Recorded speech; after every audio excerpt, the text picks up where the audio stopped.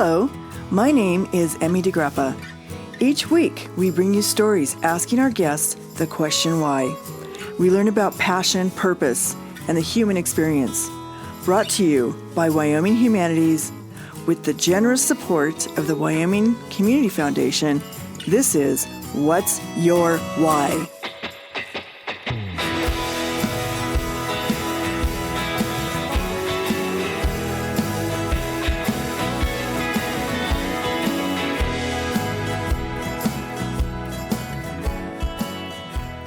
Today, we are talking to Anne MacKinnon. Anne MacKinnon is a water law scholar. She lives in Casper. She is a former editor-in-chief of the Casper Star-Tribune and served from 2003 through 2010 on the Wyoming Water Development Commission. She recently wrote a book titled Public Waters: Lessons from Wyoming for the American West. Welcome, Anne. Thank you. Nice to be here. The first thing I want to learn about you, because you have a really interesting and diverse background when I was reading your bio. What was your journey to Wyoming? I grew up starting in my high school years in Kentucky, and after college, I ended up working in the coal country in Kentucky. I was freelancing for a little newspaper, and I was working for a little nonprofit that was doing research into coal lawsuits, coal cases before the Kentucky Supreme Court. And in the course of all that, I ended up meeting some retired miners whom I interviewed, and they talked about how I was quite interested in the history of coal. I had worked on that for part of the newspaper in Louisville, and the history of the United Mine Workers, which were a very important union who was dominant in the coal mines in the East. And these retired miners said, the industry is moving west. This is in about 1975. The industry is moving west. It's going to kill the union. You got to go find out. And I had also been reading, there's a wonderful writer named Harry Caudle, who was a lawyer in Eastern Kentucky who wrote some wonderful histories about coal mining in Eastern Kentucky. So I'd read those because they're quite famous in that part of the country. And I thought, I could be a lawyer, live someplace, learn about the place, and then write about it, sort of local history. I'd always been interested in it. I felt like it was really important for people to know the history of their own place. So I left Eastern Kentucky and went to law school, as it happened in Berkeley, California. After a year and a half there, I had an internship in DC, and that was convenient because I had a boyfriend in DC, and I took him to visit my old college dorm, and on the floor was a flyer for jobs after college, and it said, newspaper hiring in Casper, Wyoming. And I was really sick of both my internship and law school, and I knew that was where coal was being developed, just like that retired miner had told me. So I thought, whoa. So I applied to them. They flew me out. This is in 1979 for an interview. I had, I'm not sure, never any other time have I been flown somewhere for a job interview. But the Star-Tribune, the summer of 1979, they had one reporter. They hired 9 because it was the coal boom, and it was a boom in money everywhere, including for the newspaper, because of course there was no such thing as the internet yet. So they hired 9 people. I was one of them to cover energy because I wanted to learn more about the coal industry. So I came out to Wyoming for that in the summer of 1979. So that's how I got to Wyoming. I fell in love with it in many ways, and I did leave for a year because I had to go finish law school. I felt I should actually get that degree, but I really wanted to keep doing journalism, so I came back, and I've been here ever since. That is quite a journey. I love that it wasn't law that brought you to Wyoming. No, it was your writing, your passion for history and journalism. And I noticed when I was reading your CV that you sent to me that you started out with a degree in history and literature. Mm-hmm. And then, so why law school after you got a degree in history and literature? Well, as I said, I admired this lawyer who had clearly gotten to know his place, these counties and coal counties in eastern Kentucky really well by being a lawyer there, because it immersed him in what was happening for people there. So that's why I went to law school, was to try to follow that kind of path. And when I came to Wyoming, I was particularly interested to see whether a rural place like Wyoming could do a better job surviving and handling industrialization than Kentucky and West Virginia had. And for them, that started in the 1890s and into the 1920s. And for Wyoming, the really major industrialization started in the 1970s. And just to tie up that story, yes, Wyoming did a much better job because we taxed the industry. So Gillette has had Olympic-sized swimming pools and wonderful schools, and you do not find that in Hazard and Harlan, Kentucky.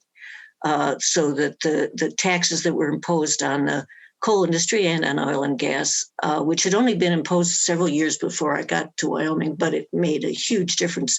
The governor of Wyoming at the time, Ed Hirschler, at the time that I arrived, talked about growth on our terms. And I was so impressed that Wyoming was really sticking to that. It made a huge difference. Okay, so taking that journey from the coal industry to your passion for writing about and learning about and being a historian about water, how do those two intersect? At a newspaper, you end up inevitably writing about all kinds of things. I was sort of an energy and environment writer at some point, and I realized there were a couple of things. There was some litigation starting up in the mid-1980s in which Wyoming and Nebraska were fighting over the Platte River, and they spent, I can't tell you, but tens and tens and tens of millions of dollars on this litigation, which went on for not quite 20 years, but close. Part of that, it was the North Platte. Well, Casper's on the North Platte. I could see the North Platte, and where I grew up, which was on the Ohio River, this would have been a creek. I mean, I was like, what? What, you're going to spend this kind of money fighting over this amount of water? So then also I was covering the legislature starting in about 85, I think. I got sent down there to Cheyenne in the winters for the legislative session. I covered the agriculture committee, and they were a pretty boisterous bunch. And when the state engineer walked in, everything was silent. And it was, what do you need? What do you want? So I was like, a state engineer, what is that? And what is this about? And I could see there was a lot of passion about water. So I went to see the state engineer. His name was George Christopoulos, a wonderful guy who had been working for the state engineer's office for a long time, before he became the state engineer. And I started asking him about water and what the issues were. One of the other issues at the time was whether or not Wyoming was going to create what they called an in-stream flow right, which again, what's that? So George he did talk to me and explain some things to me, but he also handed me two beautiful calf-bound books from 1890 and 1892, written by Elwood Mead, who was the first state engineer. And I always liked history. I'd done my research in college on manuscripts from the 16th century. So this was the right thing to give me. And it was perfect to send a reporter off with these two books to read. Well, they got rid of her. So, and Elwood Mead happened to be quite a beautiful writer. So they are very readable reports. I keep copies of them around. And that got me increasingly interested. But again, it was also the contrast between the place I grew up. Before Kentucky, it was in Chicago, right on the shores of Lake Michigan. So, the Midwest, tons of water. The problem was floods.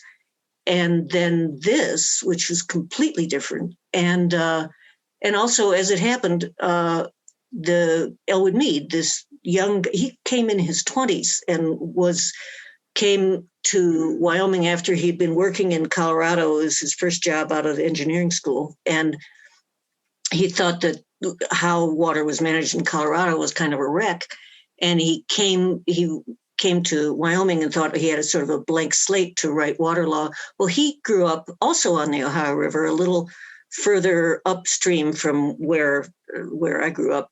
But he had that same, I think, shock when he came from that very wet, humid, lots of water place to these places with a lot less water. And he wrote about the importance that managing water was going to be the only way, if you managed it properly for the public good, it would be the only way to create a stable society. And I found that quite intriguing to think about it that way. Well, who are your biggest influences in understanding water in a bigger picture, not just Wyoming, but in terms of how it affects climate change and how it's affecting our world in general?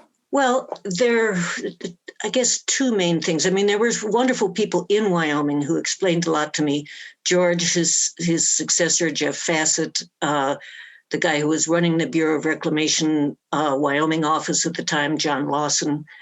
Also, the University of Colorado Law School, at the time was called the Natural Resources Law Center, put on wonderful conferences about Western water law every summer. So I started going to those. I did go back and finish law school. I said that, and then I came back to Wyoming and, kept going to those kind of conferences when I could. But also there was, as I did some reading, I ran into some writing about irrigation internationally written by Elinor Ostrom, who wrote quite a famous book called Governing the Commons. And it was about very long-standing irrigation systems in Indonesia, Nepal, all over the place. And what she wrote about was how water, you can think of it as what economists call a common pool resource, which means it's a kind of resource that it's very hard to keep people from accessing and using, but when they do, they diminish it. So that is true of surface water and groundwater. It's also true of forests. It's true of grazing lands. And if you think of it in kind of reverse order, it's true of our atmosphere, that it's hard to keep people from affecting it with pollutants that create climate change, but it makes a huge difference when they do affect it. So what she was writing about is how people have over the 4 centuries been able to manage those kind of resources as a group of people who set up their own rules. And those rules are not about private property or about government ownership. It's about they owning and running it as a commons. And that's a shorthand way to think about it, to refer to it. So I admired her writing. And one winter at a family gathering at Christmas, an old friend of our family was there, and who was an economist in DC, I think. And I was telling him, gosh, I feel like I'm interested in this water stuff, but I want to understand a sort of larger structure. And he said, well, have you read Elinor Ostrom? And I said, well, yeah. And he said, well, you should go study with her. And I said, oh, yeah, right, sure. Yeah, I have, a 9-year-old son, and I live in Casper, Wyoming. And he said, yeah, but she teaches in Indiana. I assumed that she was in Sweden or someplace. And he said, well, she has this wonderful thing in Indiana. So I ended up in the long run, where she was at Indiana University is only about 2.5 hours away from where I grew up in Louisville. By that time, my mother was widowed, living in Louisville.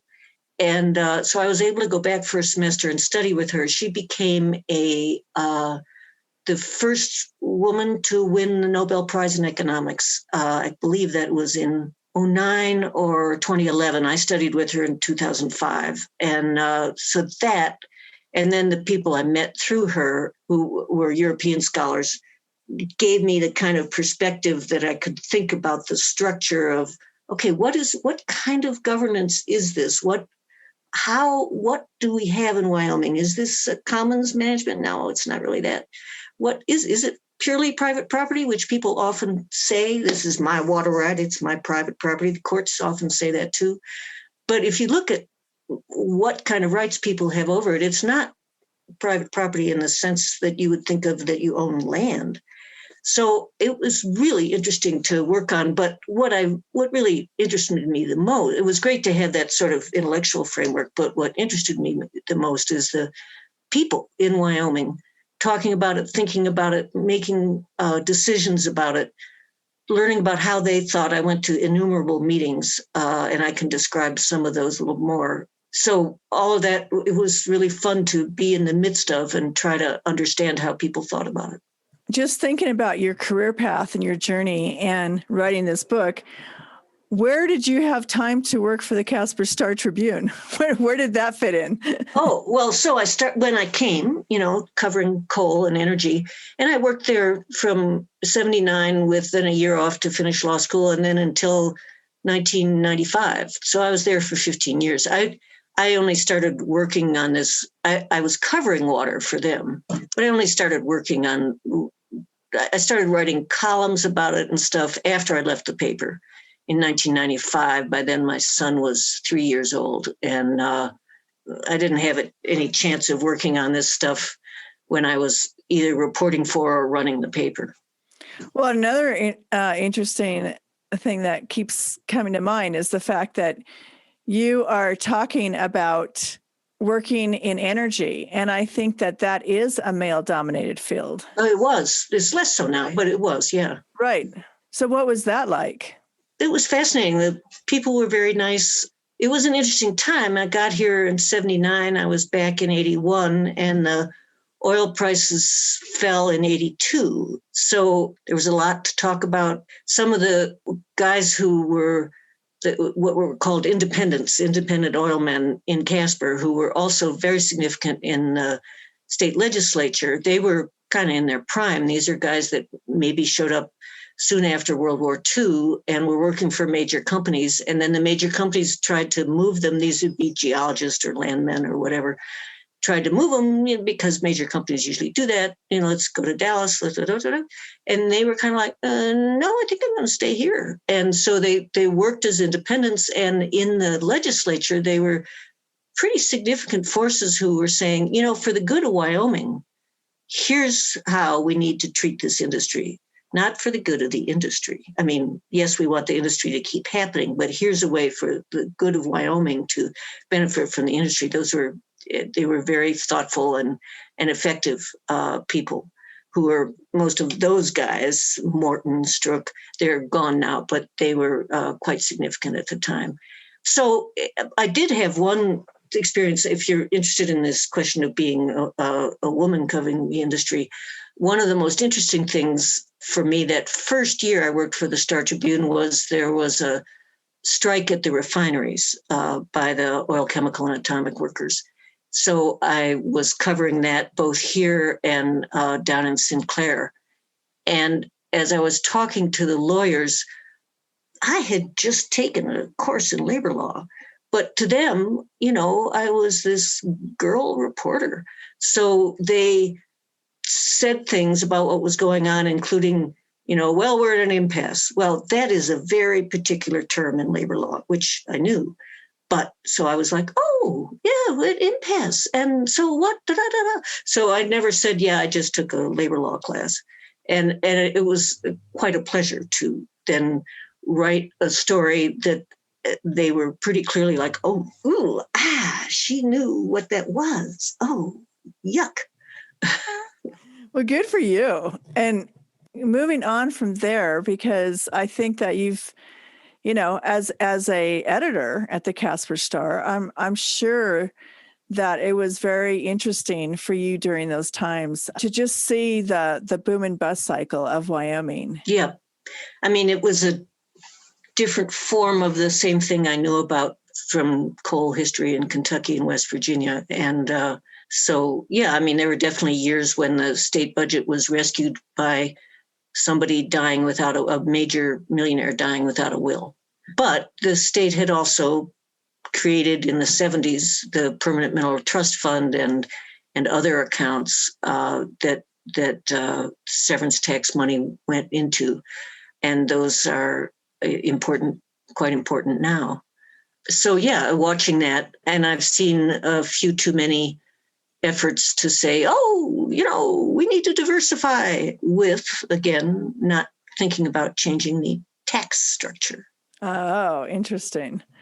Tell me more about your book, because why do you think people should read this? What is unique about it? What is the lesson that is from Wyoming for the American West? Well, there are two important things about it. I'll start with particularly for Wyoming people. So I found, as I interviewed people about water and listened at meetings, that people tend to believe, people in Wyoming are very proud of their water law and Elwood Mead's creation of it and so on. And it tends to be not exactly articulated, but implied that water law is pretty close to tablets from Moses, written in stone, and does not and should not change. And that is not true. Water law, like any kind of law, has to reflect the people and the changes in the society in which it operates. Water law in particular reflects how people think about this resource and relate to each other. And because water, unlike coal, moves, which is what made it more and more interesting to me in contrast to coal, it connects people who maybe don't really want to know each other, but they end up having to know each other. So because of all those things, water law has changed. Water law in Wyoming has changed and accommodated new developments since the 1890s. Here we are 130 years later. The state has changed, particularly actually with energy development, and now again as energy development is fading. But the people need to understand that so that they can appreciate and participate in water law changing again, as it has. It's not like it changed once and then changed now again. It's been developing and changing over time, and that needs to keep happening. And when we're dealing with major issues like climate change, and for Wyoming, big economic change. In other places, there's huge population pressures that are also significant. That's a little less true here. But the water law is going to need to, and is starting, you can see it accommodating it, but people need to welcome and appreciate and contribute to that, rather than feel like, oh, that water law should never change because it is tablets handed down, and we can't allow change. So that was one important thing I wanted to get across, and I suspect water users in other states tend to feel the same way. Rural water users, I'm not talking about municipal or industrial users.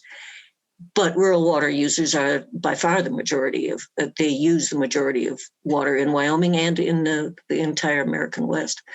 Some of those, of course, are big rural corporate farms, which is less true in Wyoming. But the other thing is that the title, Public Waters, that comes from something that Elwood Mead mentioned several times. I have a particular quote from him about it, in which he talks about, let me pause and get that quote, in which he says that he believes fully in the doctrine that public waters should remain a public property, and that to grant private perpetual rights is to sacrifice the welfare of future generations. So you don't often hear people talk about that because people really do have ended up thinking of their water rights as a private right. And that's understandable because they put a lot of blood, sweat, and tears into creating that right, digging the ditch, flattening out the surface of the land so that it is irrigable, all of that. And then maintaining it. But the idea of the book, the idea of Elwood Mead, and I think what you can see throughout in Wyoming Water over time, over this 130 years, is that there is always a sense that it is the public welfare that is involved, and the public has a major role through the state as a representative of the public. The public has a major role in managing water, so that if you think about, and the way lawyers often think about property right or rights to a resource, you can have the right to access it, you can have the right to use it, you can have the right to manage the use of it, when, what season, blah, blah, blah. You can have the right to exclude others from it, and you can have the right to transfer it. They'd call it alienation. You can transfer it to somebody else. Well, that's pretty much true of land. If you own land, there are a few zoning restrictions. Sometimes Wyoming doesn't go in for a lot of those, but you have all those rights as the owner. But water, typically the person who has a Wyoming water right has the right to access and to use. And depending on the place and the era and the sort of overall situation, has some management powers, definitely doesn't have the power to exclude. Only the state can decide who is allowed to have a water right, and also decide who will have their water right extinguished. And the state also decides whether and how water rights can be transferred. So that level of public, of state ownership of the water, which all the Western states talk about state ownership of water, but Meade particularly wanted to make that concept come alive, and he did it in a variety of ways, but including that you had to get a permit to, and then have it a right inspected, and you had to put the right to a beneficial use, and that had to be verified, and so on. It ebbs and flows, the presence of the public and the awareness of the public rights, but interestingly, in recent years, I think people are sort of more and more aware of that as we're involved in interstate conflicts, including the one that I mentioned. The state is the effective negotiator for Wyoming water users on what's going to, the claims of Nebraska or of states downriver on the Colorado River. And the state ends up, in the Nebraska case, modifying somewhat how water rights will be managed in Wyoming. Some people will not get as much water as they used to, but it's worth it for the overall settlement and for the overall public good.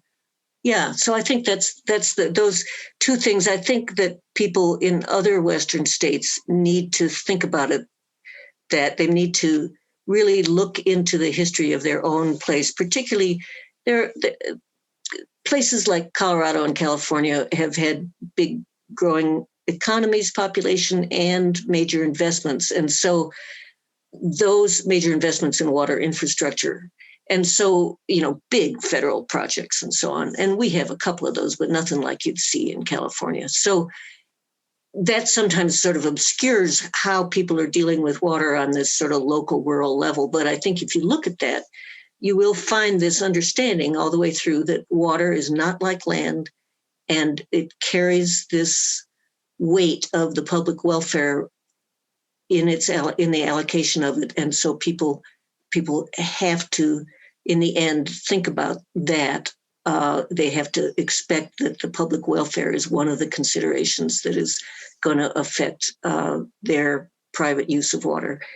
And I think similarly in other states, they need to be aware that water law has changed and will change. And I think it's important it's wonderful how many new people and women are coming into working on water resource issues. But you need to understand the history of local societies' rules about water to be able to even think about how it might adapt to change and new challenges. Because, people, it's incremental mostly how people change, and they need to feel the connection to their tradition and understand the need for the change and be able to make that change. And so if you're a bright young new person working on water policy, you too need to understand where some of those rules came from, what the why was, as you would say in your podcast, and then be able to talk to people to figure out if there is room for change and need for change in response to some of the challenges we have today, like climate change. My last question to you, Anne, is this a book that is more a scholarly journal on on water and how it affects the American West? Or is this something that I should be thinking about when I go and turn on my water in my house every day and consider the luxury of turning your water on, every day?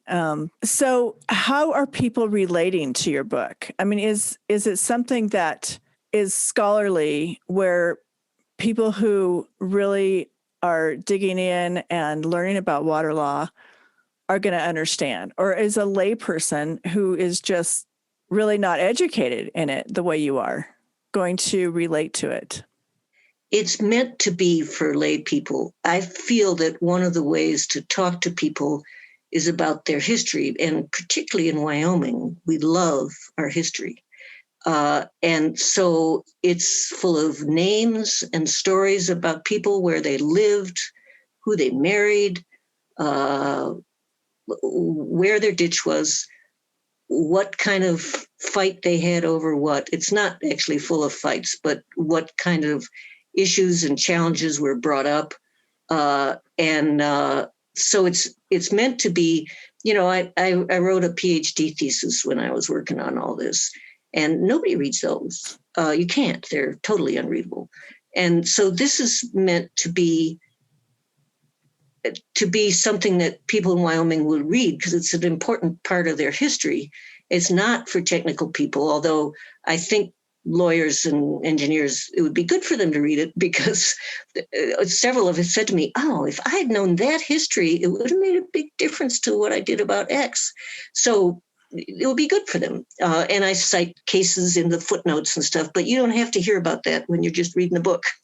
And it's meant for, I hope people will enjoy it. And I've had people say, oh, boy, this is really readable. And I also set it off to friends who live in the East Coast and the West Coast and the South, who have no interest in water issues or Wyoming. And they were like, oh, this is kind of fun to read. So that's what I was hoping for. I hope that will prove to be the case. Okay. I'm really happy to hear that.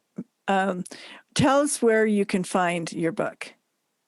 Well, some bookstores. Now, I'm trying to send things off to books and libraries, bookstores and libraries. But the thing to do is to go to your local bookstore and say, you should stock this book, or at least order one for me. You can order it through the publisher, I have a website, AnneMacKinnonWriter.com. And it has on there a link so that you can buy the book, but that's a direct link to the publisher. You can buy it from the publisher, but they charge, I think it's $7 just to ship it. So if you ask your bookstore to get it, there will be a little shipping charge, but nothing like that. And it'll also mean that maybe others will see it on the shelf in your bookstore or in your library. On that same website, www.AnneMacKinnonWriter.com, I have links to talks and book discussions, most of which have already happened. A couple of book discussions are still coming up. One Thursday, the 20th, and one June 3rd. And the idea is you read a few chapters and you can catch up. I have experts talking about people who were involved in one way or another in the issues that are in the chapters we're reading. And it tells you on the website which chapters go with which event. And there's recordings of it, so you can catch up with them if you want to. Oh, that's good to know. Well, thank you so much for your time, Anne. Oh, thank you. It was really a pleasure to meet you and to talk about this. Thank you. Thank you.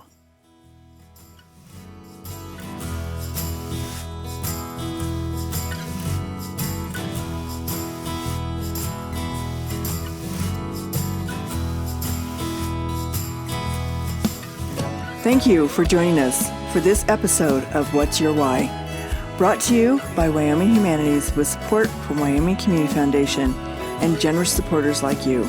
To learn more, go to thinkwhy.org, subscribe, and never miss a show.